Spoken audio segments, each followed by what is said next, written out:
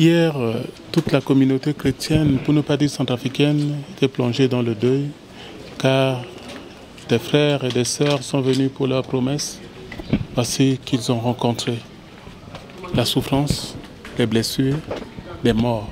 Nous avons perdu un des nôtres. C'est l'occasion pour moi de présenter mes condoléances à toute la famille, les éprouvés, et aussi à tous les confrères prêtres. En même temps aussi, aujourd'hui, vous avez vu, le président de la République est venu présenter ses condoléances. C'est une occasion pour nous de dire que nous devons faire attention pour ne pas céder aux sirènes de manipulation, d'instrumentalisation. Je l'ai dit plusieurs fois, quand il y a des moments les plus difficiles, seuls les héros se lèvent pour trouver des forces nécessaires et proposer une alternative, transcender le mal et proposer le bien.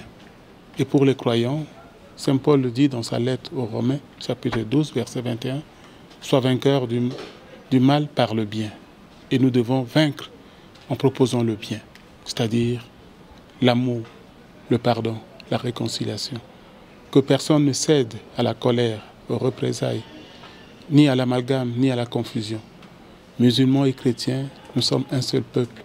Nous devons travailler main dans la main pour construire la République centrafricaine. Ce qui doit être fait, c'est demander aux autorités qui ont la responsabilité de protéger les personnes et les biens, de l'assumer. Et ce que nous avons dit au président de la République, ce que nous aurons à dire aux forces de MINUSCA. Car nous, notre arme, c'est la prière. Et nous voudrions simplement, comme tout citoyen, vaquer à nos occupations, avoir le temps pour prier.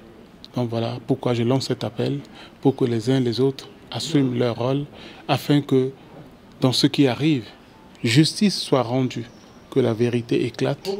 Et vous avez entendu que le président dire que tôt ou tard, la vérité éclatera. Moi, je garde cette conviction, quelle que soit le durée de la nuit, le jour finira par se lever.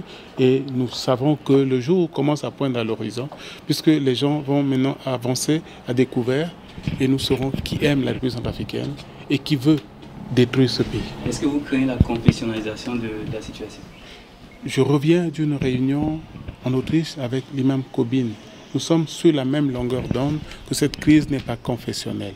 Il s'agit, je dis bien, d'un piège, pour ne pas dire instrumentalisation et manipulation. Nous devons être vigilants et être prudents pour ne pas tomber dans ce piège-là, rester à notre place. Aucun imam était au front avec une arme.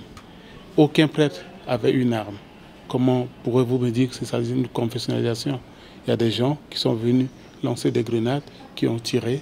Maintenant que ces gens soient retrouvés, qui répondent de leurs actes.